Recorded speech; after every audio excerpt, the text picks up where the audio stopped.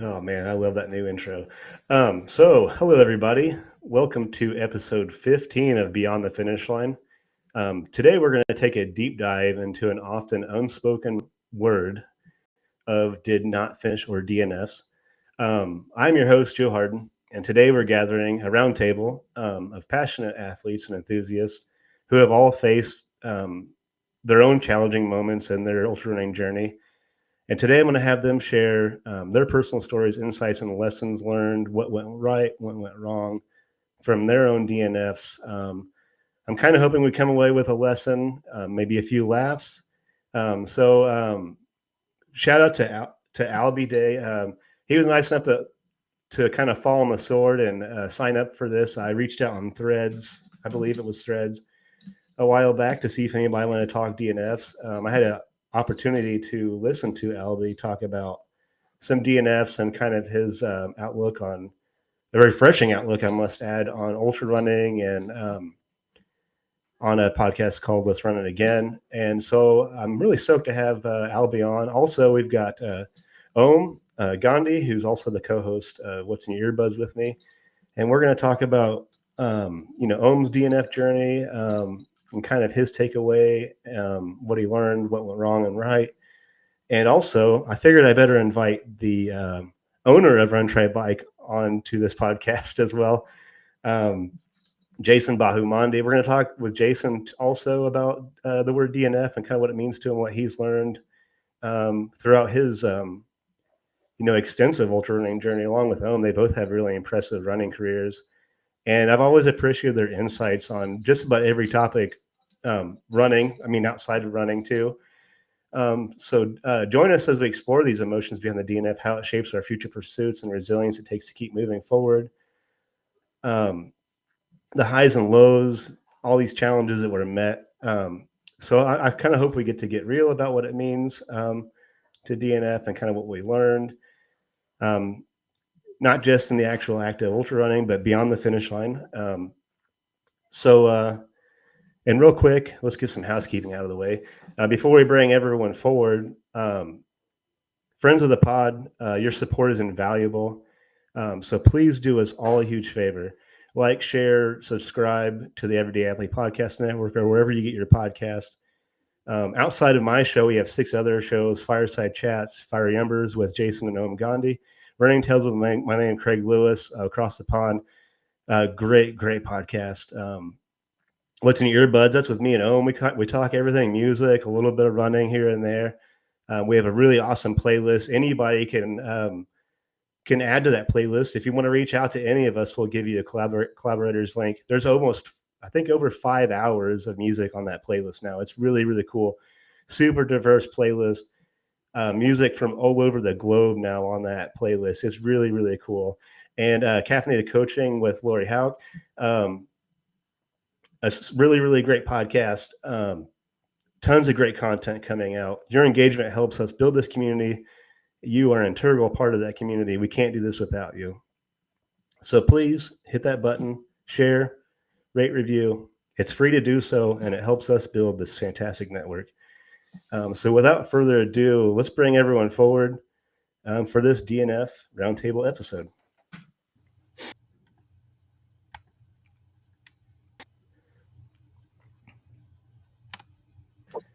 All right. We have so many DNF stories, we don't know where to start. That's yeah. So I'm gonna. This is an experiment on my part. We did a roundtable before, Alby, and it was really, really cool. And Ohm took the reins. He did really well. So this is. I kind of want to take a shot at this, So I had this idea. I thought it'd be kind of cool to like have a collective of DNF stories and lessons.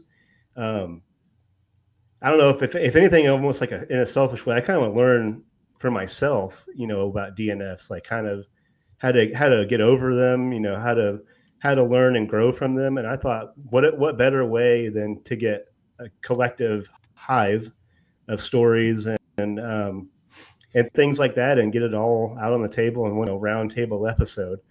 But before that, I wanted to give you, Alby, a shot. Introduce yourself, tell us who you are. Like I said, you don't have to be real brief. I think we just started following each other on Threads.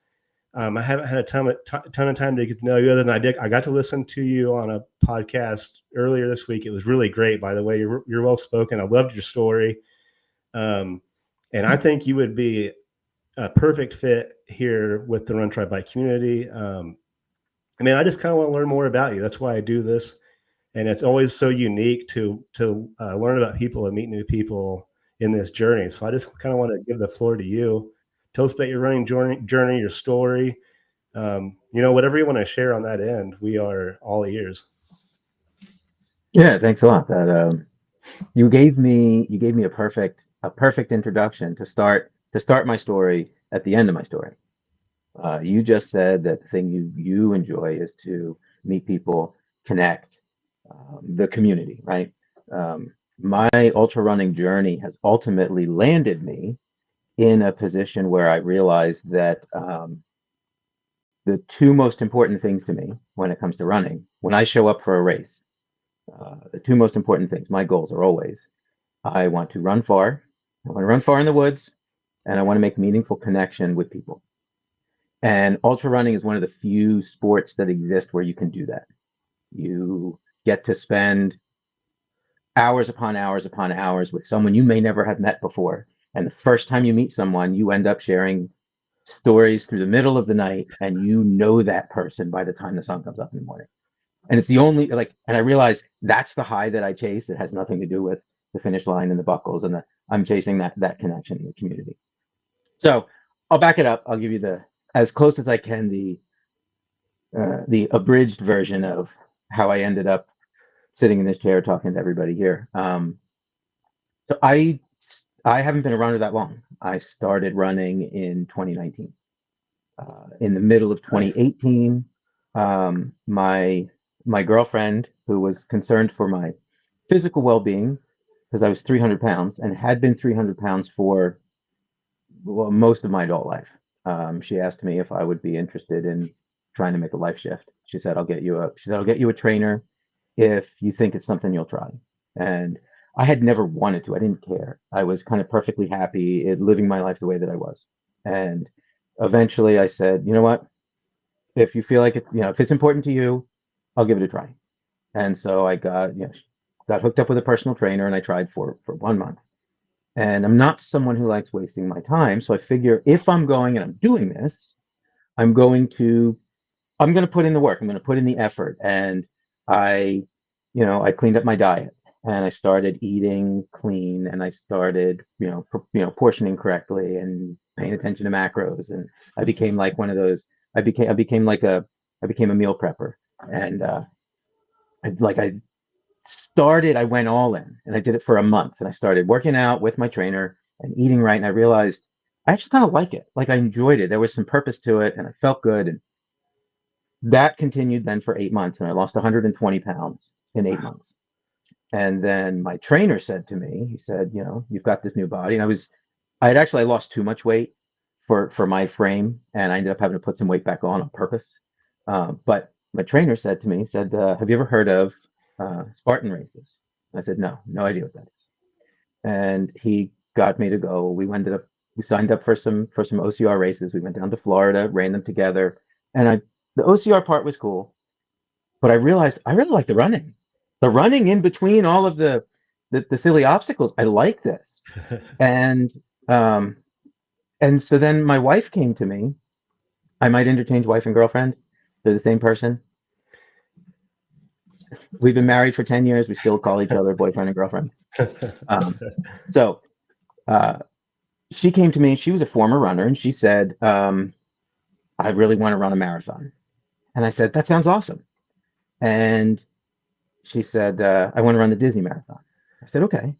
And she said, I want to run the Dopey Challenge. And I said, I don't know what that is, because I wasn't really a runner. My experience with running at this point had just been these couple of Spartan races, and it's not really running. You're running in between.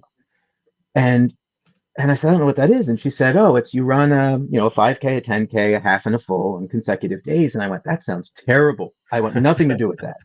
But I'll support you if that's what you want to do. Like, I'll be along for the ride. The next day I went to her and I said, the thing you were talking about yesterday, do you have somebody that will do that with you? And she said, no. We weren't in a running community, and I said, if you want me to do it with you, I will. And she said, well, the deadline for registration was yesterday when I talked to you about it, and it fills up like that. And I said, okay. She goes, well, I signed you up yesterday. And I said, okay, so when is it? And she told me when it was, and this was in mid 2019. And I found out, okay, I have 6 months to learn how to run and go run a marathon. So I started going down that journey and realizing I actually really like this. And before I finish out this story, of the three of you here, have any of you heard of the race that happens in New Jersey? It's called Loopy Looper. Yes. Yeah. Okay, so the course for Loopy Looper is about 200 feet that way. Now, this was 2019, and one day I went out for my run. It was my long run Saturday. It ended up being the first time I ever ran 13 miles. This was like, I was very proud of myself. This was, this was a momentous occasion for me, going from, we were still within the first year of me figuring out what my new weight loss body can do, right? And I'm out running around this river loop behind my house. And all of a sudden I realized there's more people here than normal.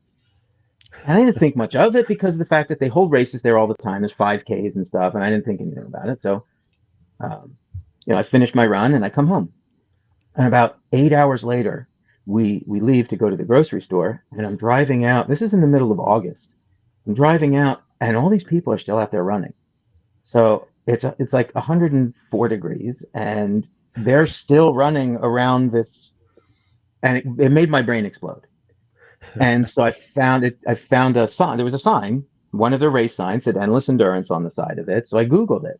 And because it was the first year that it was the first year they did that race, it actually took some time to find it because there wasn't a whole lot out there for it. I figured out what it was, and I'm going, that's ludicrous. That then started me down a path where I started looking at, okay, what is this? Fast forward through the rest of that year, and we ended up running the Rehoboth Marathon together in December before January when we did Dopey. We did Dopey together, had a blast, January of 2020, and obviously then the whole world shut down. But the whole time I was doing that, I started reading everything I could get my hands on that had to do with ultra running because I was intrigued by it, because this one day I accidentally ended up in the middle of a 12-hour race having no concept that ultra running even existed. So I decided, okay, I want to run a 50K. And so I signed up for a race it was in Asheville, and went out to run that race, and I broke my ankle at mile 2. Oh, damn. Man. And so when I said I was reading everything and listening to everything I could get my hands on for ultra running, at that point, it was almost exclusively David Goggins. So when I rolled my ankle at mile 2 in my very first 50K, I was not going to quit. You stay hard and you stay run. hard, right? And I did DNF that race. I DNF'd my very first 50K, but I DNF'd that race at mile 25 with heat stroke, and I got pulled from the course. Oh, wow. The broken foot had me way slower than I planned to be out there, and it was August in North Carolina. And heat is not my superpower. I do a lot of things really well, and existing in the heat is not one of them. So I kind of passed out on the course, got pulled. But what I knew, so my first experience with ultra running was a DNF.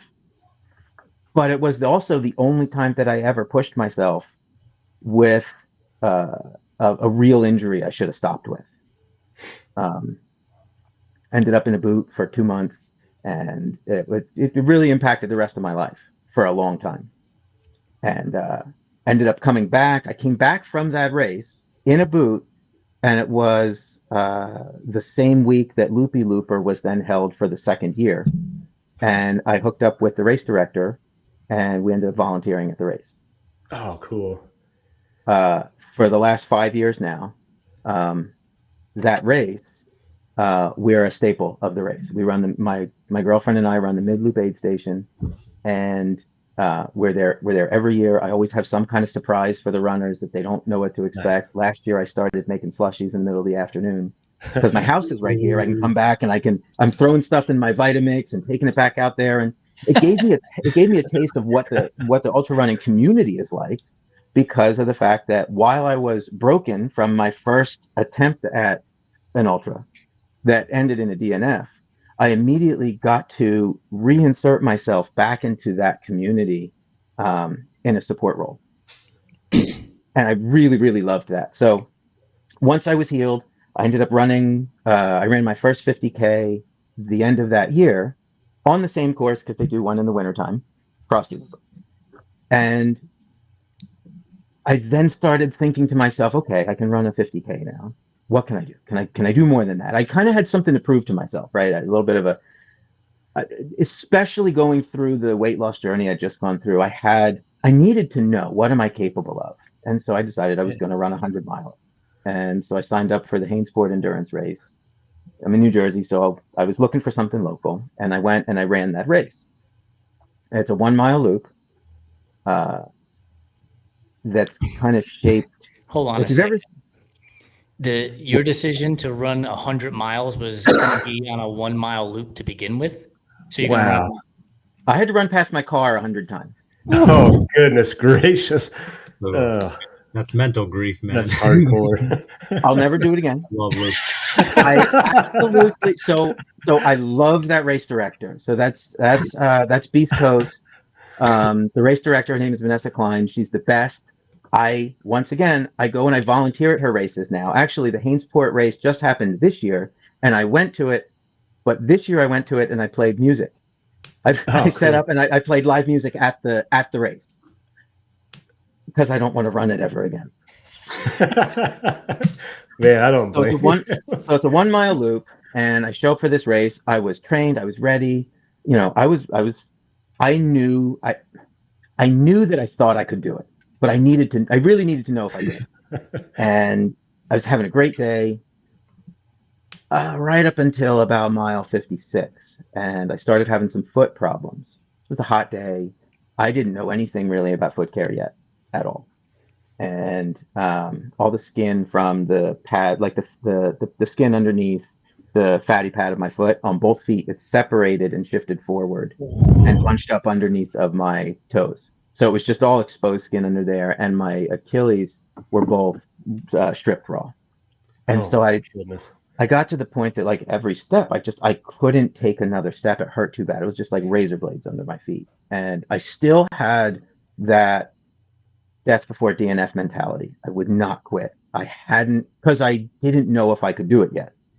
I needed to prove to myself that I can run 100 miles, and I wasn't going to quit. And so I remember going into the timing tent at like mile 50, I think it was around 56. And I said, I don't know what to do, because I can't run anymore, but I don't want to quit. And a woman at the timing tent, she gave me the best advice anyone's ever given me in a race. And that was, don't make a decision right now. Go, sit down, take some time. Just sit with yourself and figure, just don't make any rash decisions.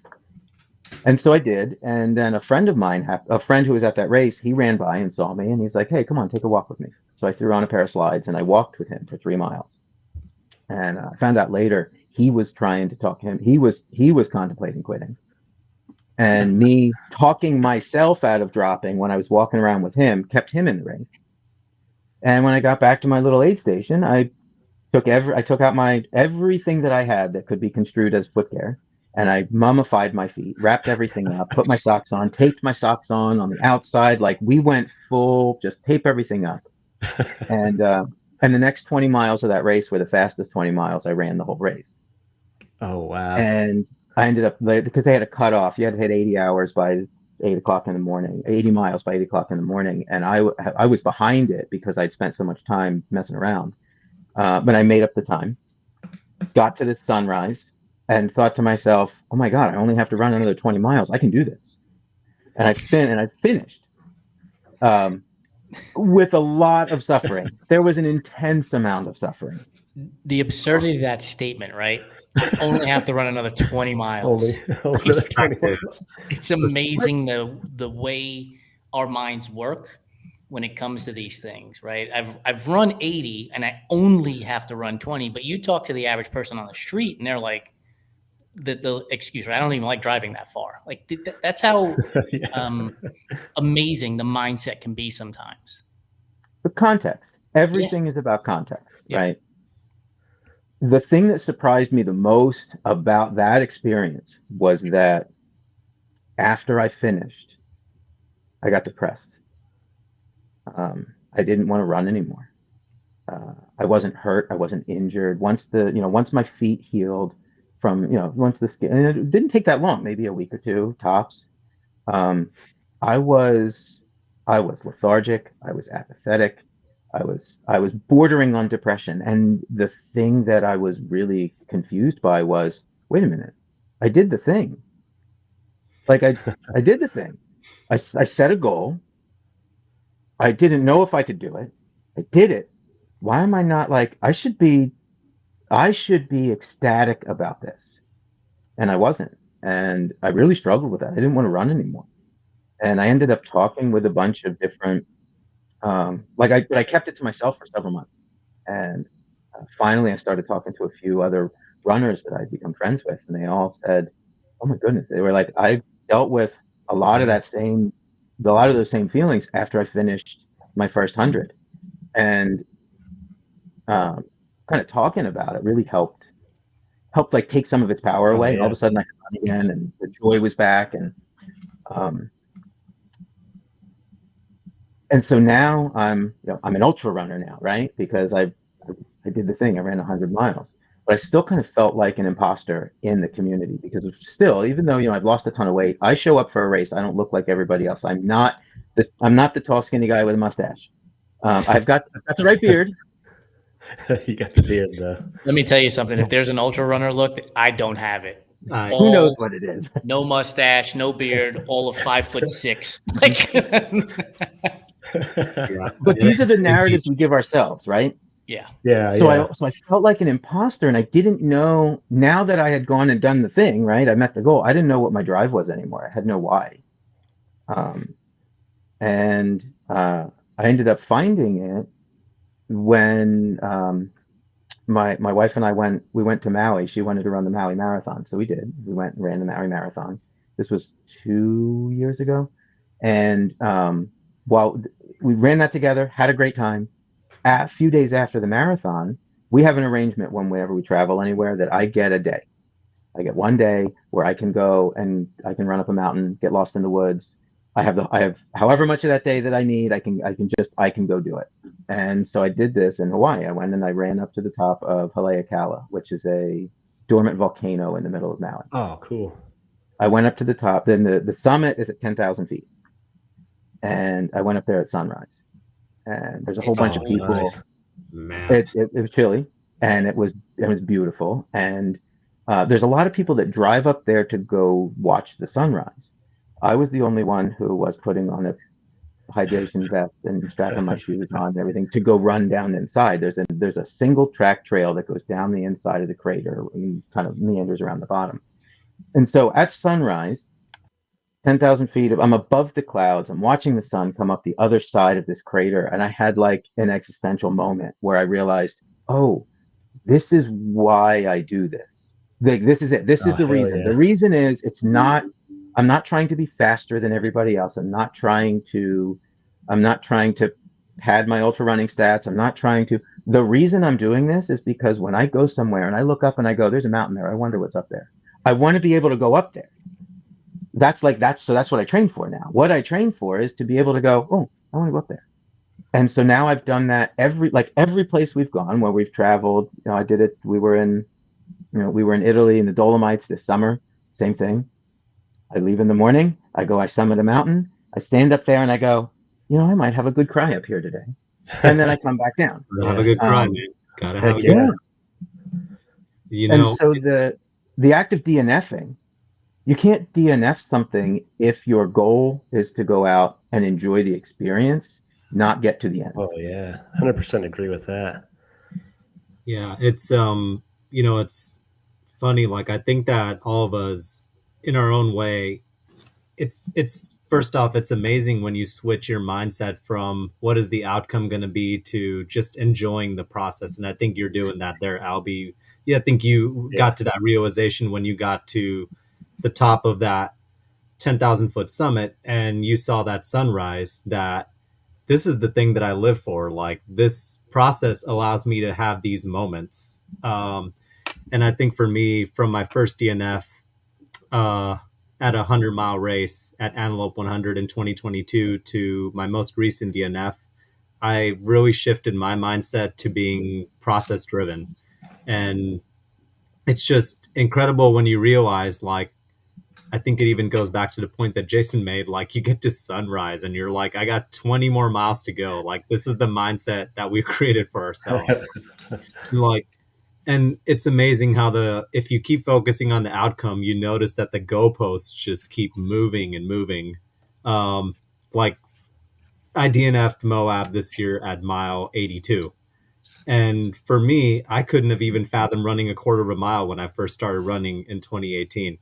Like, that's how far the goalposts have moved. But if I had stayed fixated on the fact that I didn't get to 240 miles, that I didn't get some buckle or piece of metal, I wouldn't have realized that my goalposts have moved so far that I am failing at 82 miles now, that I'm failing at a Triple Crown now. But now I look back at it, and when I look fondly back at that race, I think about the laughs, between the pukes, the laughs, and the midnight conversations that Jason and I had, getting sidetracked on that course, like, and the moments that I had out there, both good and bad. And I think that regardless of the outcome of the events, we've all had our wins and losses. Like, I just really am starting to love the process and what it gives me.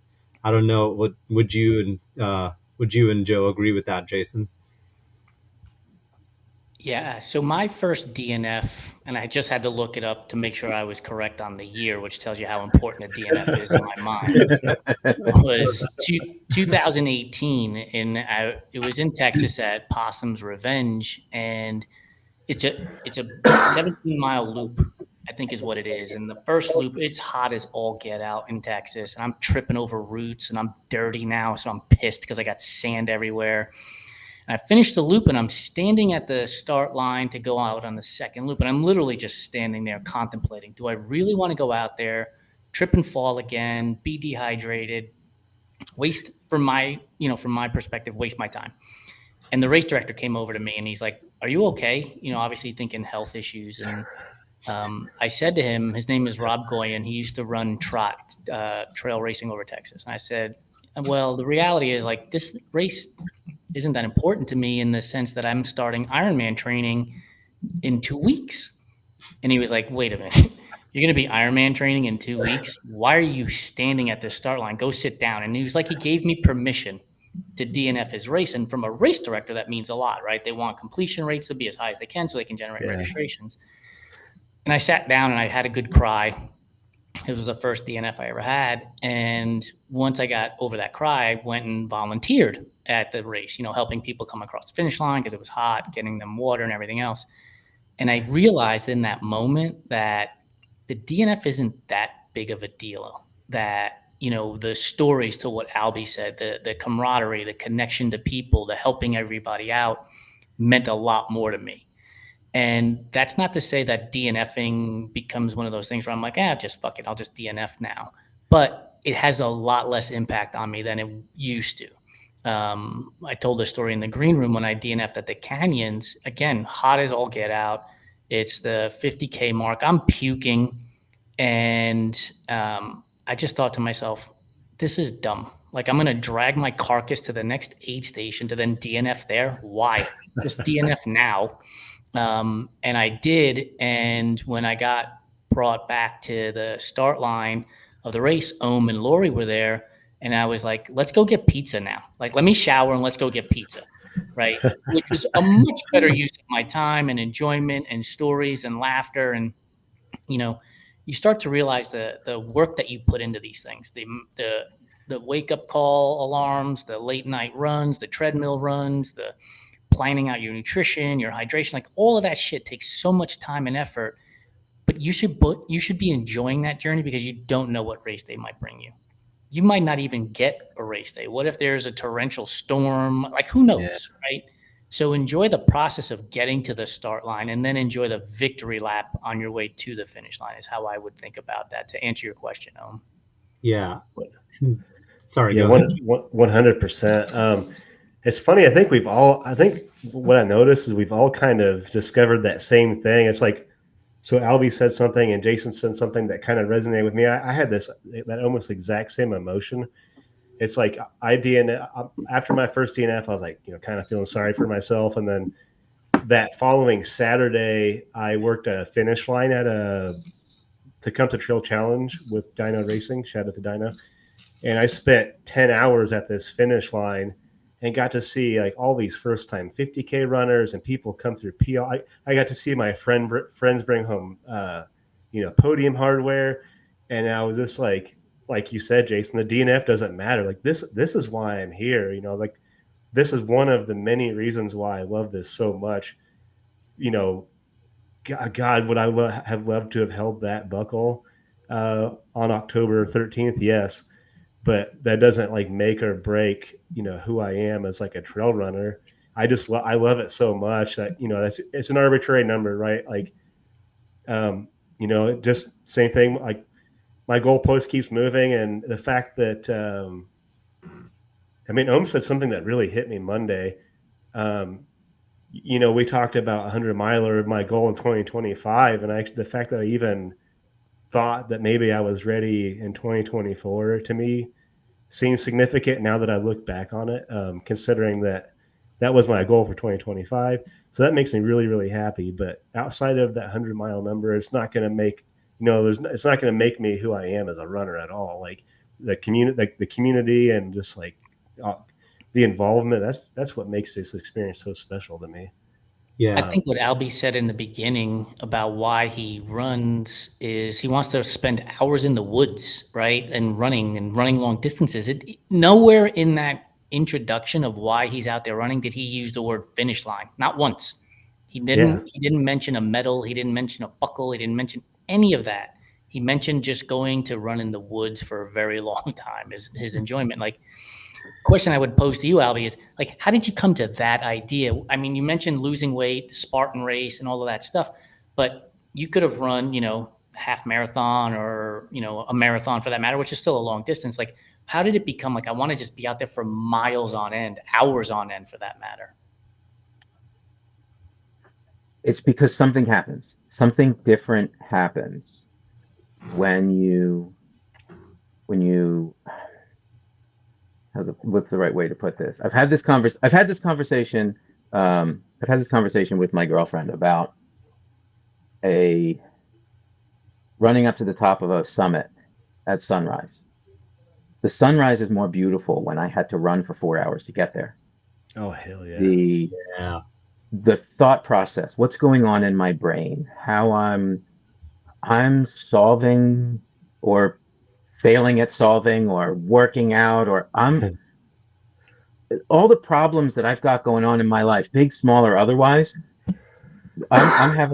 we're having spitballing sessions with myself while I'm out, running 25 miles through the woods on a Saturday or 50 miles up. But like, it's that whole, you almost have this like outside of body experience. It's not the runner's high. It's when you have pushed yourself to the point that the physicality of what you've done is now it's hit its like limit.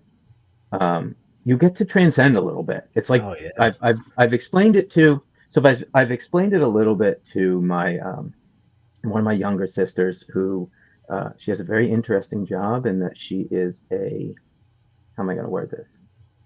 She's a spirit guide journey. She's a spirit journey guide. She takes people on, like she takes people on ayahuasca journeys, and she went to school for like psilocybins, and she's a microdoser, and we have interesting differences in how we feel about recreational drugs. I'm on one side, she's on the other, but everything I have explained to her about the way that I feel when I push my body physically till I reach this euphoric point, which doesn't always feel good. It just is that euphoric point. She goes, She goes, that's what happens when you do psychedelics. She said, Yeah. everything you're describing to me is the state people are trying to reach when they are doing controlled doses of psychedelics. I'm doing it without a substance. And that gel is a substance. I run with Uncrustables. Oh, really? Welcome to Uncrustables, and I have an industrial quantity. I save all my pickle juice, and I fill up little airplane alcohol bottles with pickle juice, and I throw them in my pack, and I run with pickle juice and peanut butter sandwiches. Fantastic. I'm so glad that you're part of the Uncrustable crew, Alby. You'll know the longer that you follow any of us that we are crazy about Uncrustables. Well, they're easy to carry.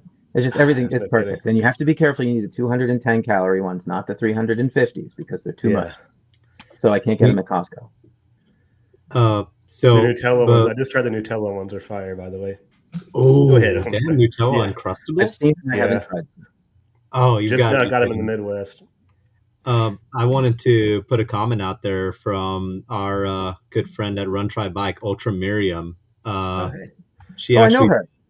Yeah, she actually says that she's so glad she was near her phone when this discussion began. Alby, I love your story of transformation. We first met at your Loopy Looper aid station. Out of my 41 ultras, I've had 6 DNFs, and I'm glad.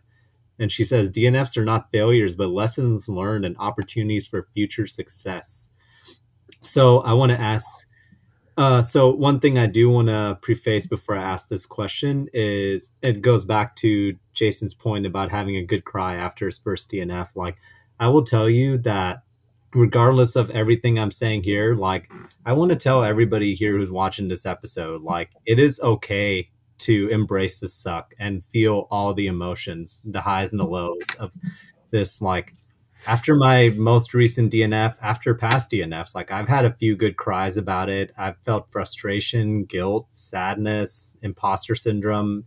You know, it goes back to, like, you've put in the late night runs, the early morning runs, you showed up day in and day out for months. And at the end of the day, like, you want to succeed, but, you know, like, it's okay to feel both the good and the bad emotions. And, you know, even though we are talking about positivity and embracing the joy, I think that there's two sides to that. And also just realizing that, like, all those emotions are inherently what make us human and what make this process so beautiful, that, you know, when you are able to experience those emotions, you also appreciate the joy more, and also those little moments more, like Alby was talking about. I mean, the day after my Moab, like, I've had the best experiences with food after, like, my worst experiences at races. Like, the day after Moab, you can ask Jason, he was there. Like, man, we went to this Italian pizza place, and I was finally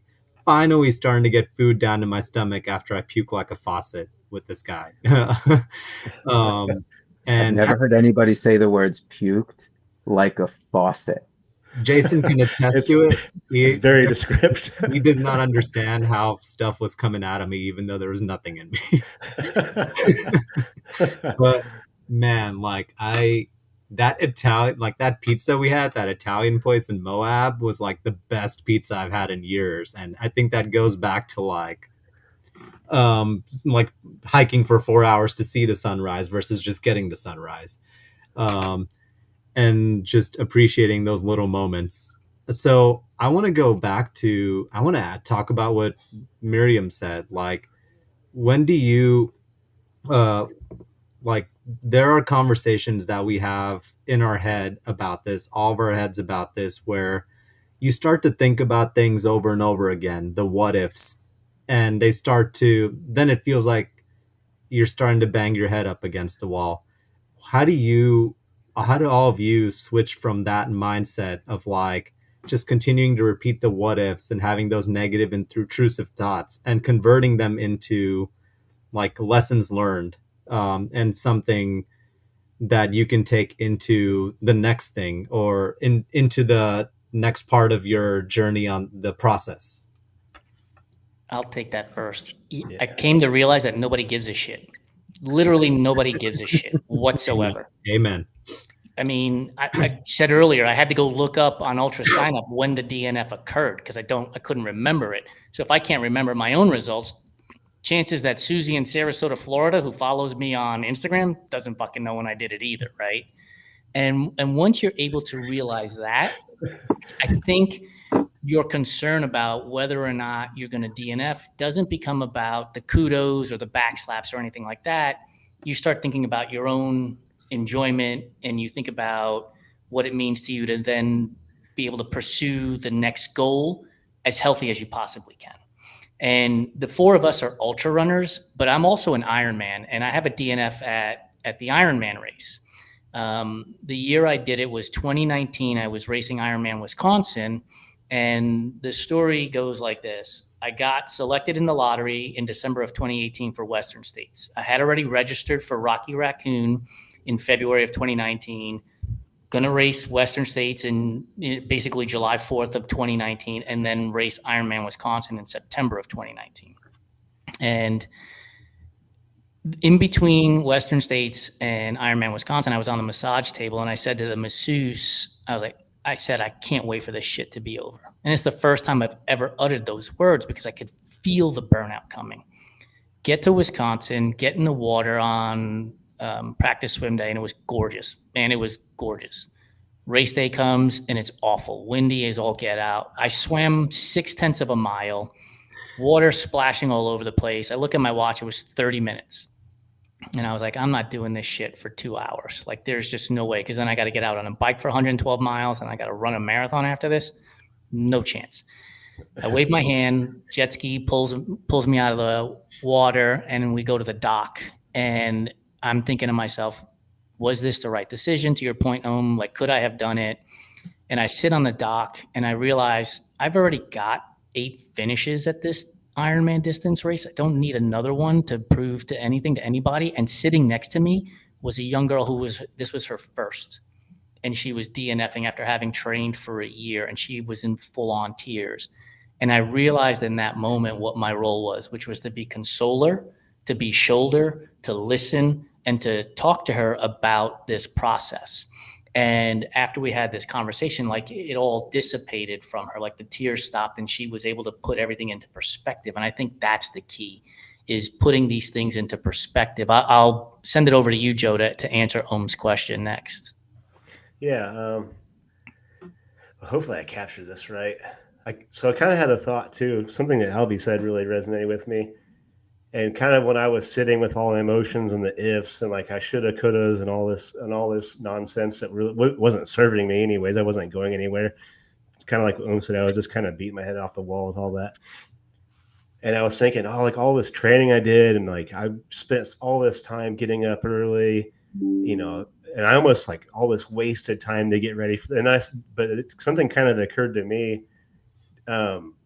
just now. It's like, kind of like what Alby talked about, like running up a mountain to see, like, you like, I'm paraphrasing Alby obviously, but kind of my take on what he said is like, you can enjoy a sunset so much, or sunrise so much more when you had to work to get there. And throughout my 100-miler journey, I had so many of those moments, and I really honestly don't think I was taking inventory of all those. Really up until it kind of just dawned on me. Like I had so many of those moments, like kind of like what you said. I mean, I've had some really good cries. I've had breakthroughs on some of these moments, just kind of out in the woods by myself, just doing my thing. And I don't know if that answers the question necessarily, but man, like just something about what you said there, it's like kind of struck me like a bolt of lightning. And it's really making me like, I'm unpacking this kind of while we're talking, just like how I feel about certain things. And yeah, I don't know if I actually answered Om's question, but that was just something that, I just like really absorbed a lot, Alby, man. So thanks for saying that. That's really like really refreshing way of looking at that. And it just really dawned on me. That was beautiful. All those little moments. Yeah. Before I turn it over to Alby, I have to say that you said dawned on me with sunrise, and that is an incredible pun, dude. I don't know if that was right. Not intended, but I'll take it, Dude, take it. Take it. We live for the dad jokes. All right. Well, all All right, Alby, we got to turn it over to you. Joe, I think what you just said is, I'm going to paraphrase you. Yeah, go ahead. All the work that you do in an effort to become a better runner, what you're actually doing is you're becoming a better Joe. Yeah. And so all of the rest of that, right? Everything about, you when you work hard to go see that sunrise, that makes you a better you.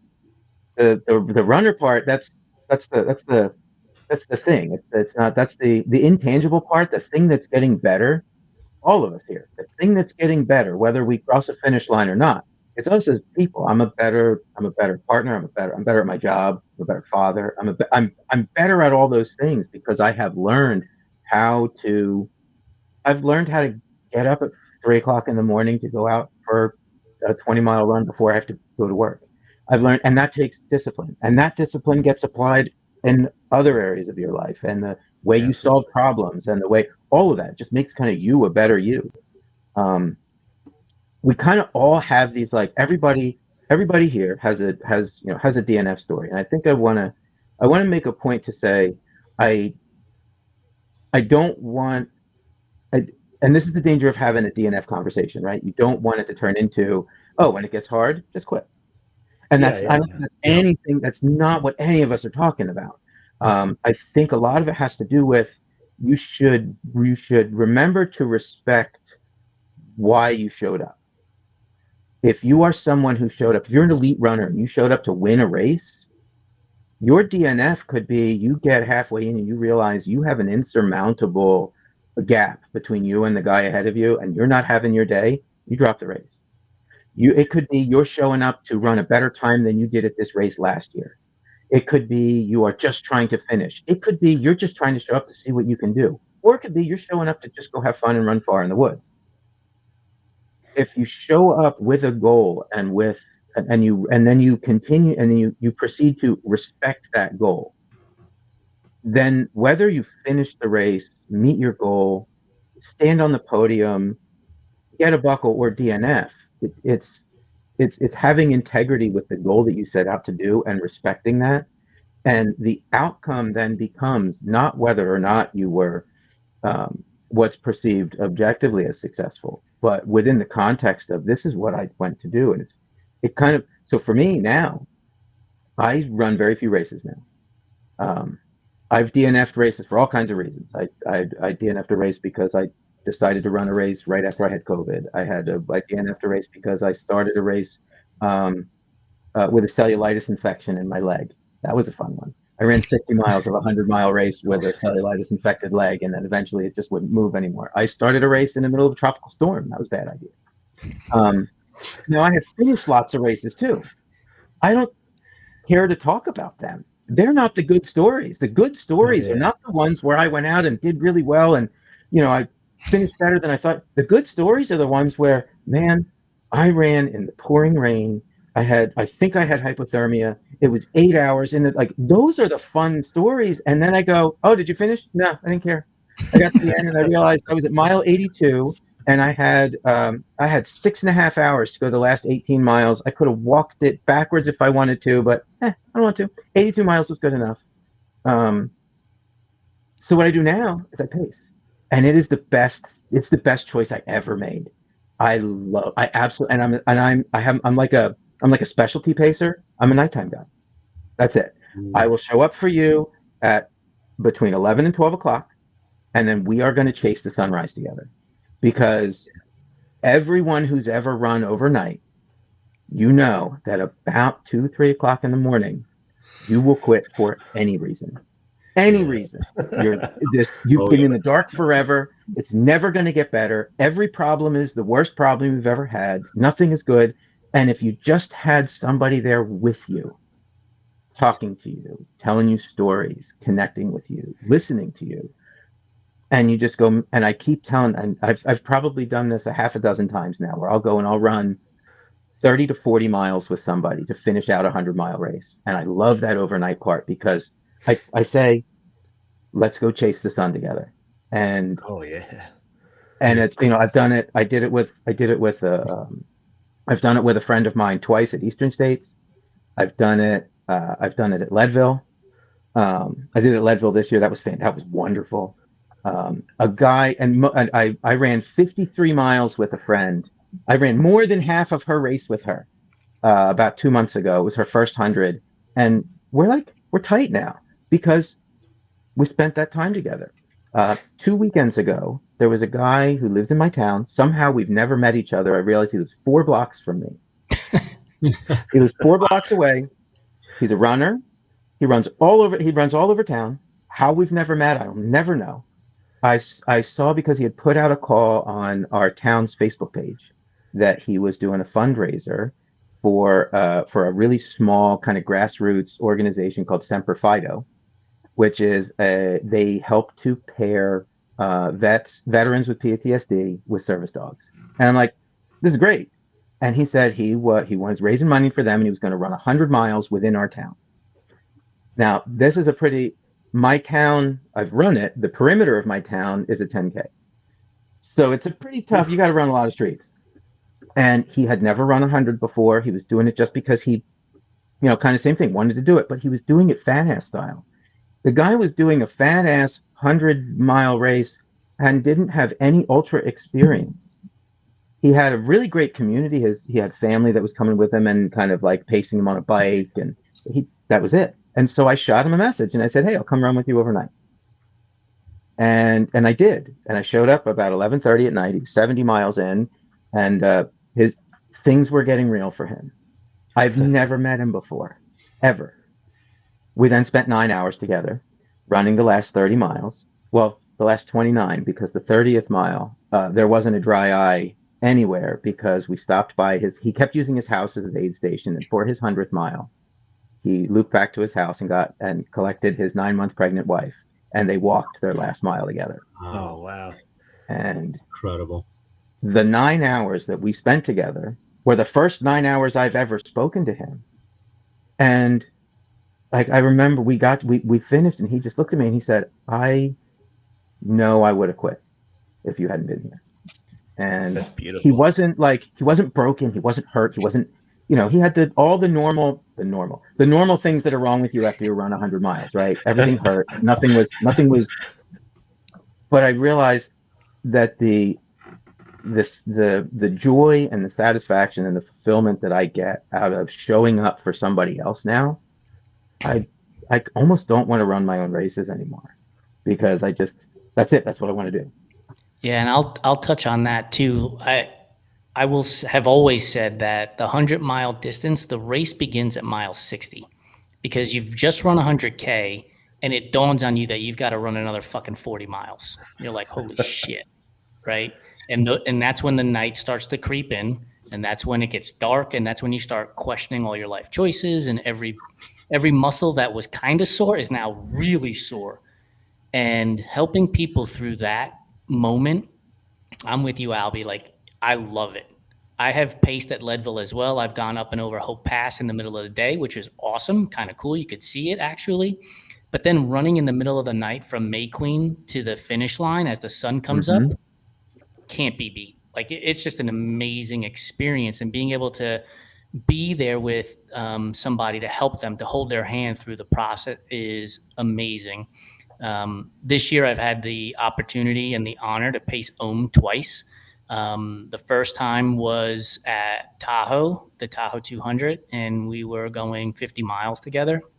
And we started in the daylight and we ended up going throughout the night. And I know that there were probably moments for him where he was like, I just want to stop for a moment. And it's like, yeah, let's not stop for a moment. Let's just keep moving until we can get to the finish line. And then at Moab, we started in the daylight again, and we finished, we covered, 16 miles in like 8.5 hours. He was in bad shape, and it was dark out, late night. But in that moment, I thought to myself, like, there is no bringing him back from where he's at. And if I have to make the decision to pull him from this course, that's what I'm going to do. But he made the decision on his own, so I didn't have to do that. But throughout that night portion, right, we were telling stories. And I like my brain works, and I'm sure everybody says this in a unique way. Like whenever I see mountain ranges, I always wonder like what were the settlers thinking when they're in their covered wagon with fucking wooden wheels, cows that are like dying, and like they look at that mountain and they're like, let's go up and over it. And I always ask the question, like, what the hell would these people have done in this moment? I have to finish that story with the question you asked me while we were out on the trail. Did you ever think that a Puerto Rican kid from the Bronx was going to pace you, an Indian kid from LA, in the middle of fucking nowhere, Moab? Yeah. I was like, no, right. Never. And those are the moments that Alby's talking about right there, is that connection time, especially in the middle of the night. And one of the questions I also asked you was, how many people do you think have walked this path that we're on right now? A lot. Hundreds, tens of thousands. His response was a lot. Great insight, brother. Thanks. But I think in those moments in the dark, when you're trying to connect with each other, is really when the races happen, and those are the memories. Because to Alby's point, like, man, I honestly don't remember the DNFs I've had. Like, I pulled myself, shit happened, it wasn't fun anymore, it hurt. But I do remember the times that I've paced people, the times that I've helped them get through their hard moments, to not DNF, and celebrate with them as part of that whole process. When I'm on, I've said this many times before, and it's only been reaffirmed by the most recent DNF, my fifth one now, that when I'm on my deathbed, I'm not going to remember the result I had at the Santa's Fun race. Excuse me for the example, third place finish or whatever in like 2025 or something like that.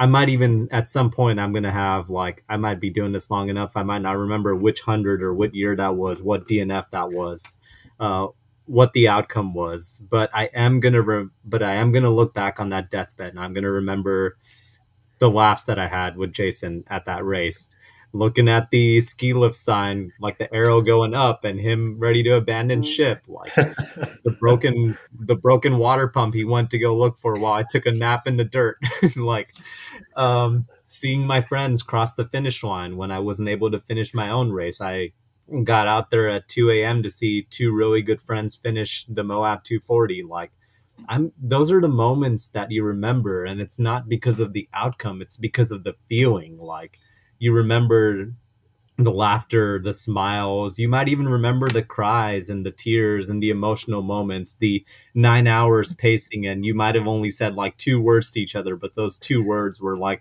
but that phrase might have been, I couldn't have finished without you. Like, those are the moments that make this sport so amazing and make this process so amazing. And I think that more than my next finish line, I'm looking forward to having more of those moments, because, the longer you stay in this, whether it's wearing the runner hat or the pacer hat, which I've had the privilege of wearing, the aid station captain, volunteer, like, you are going to have more of those incredible moments.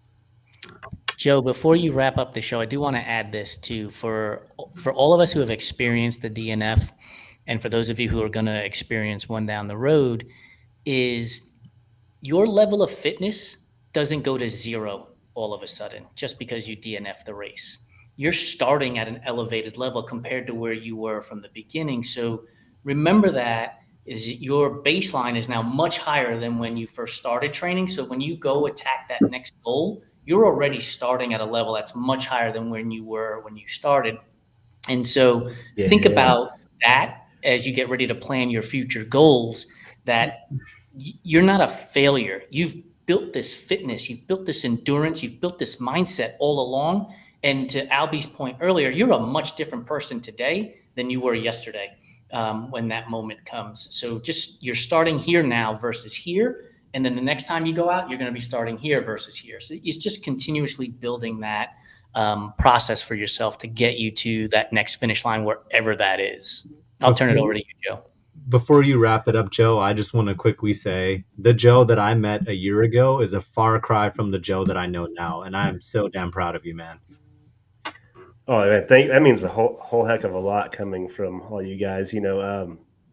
Yeah, it means a lot. I mean, thank you. Yeah, I agree. You know, when I first talked to you, I think I was just coming off of like not just a 50K. It's still a preposterous number, but I was just kind of like taking inventory of all these conversations we had since we've met. I was just like, yeah, I mean, I mean, it didn't happen, but that's still just the fact that I eyed that buckle to me is kind of compelling.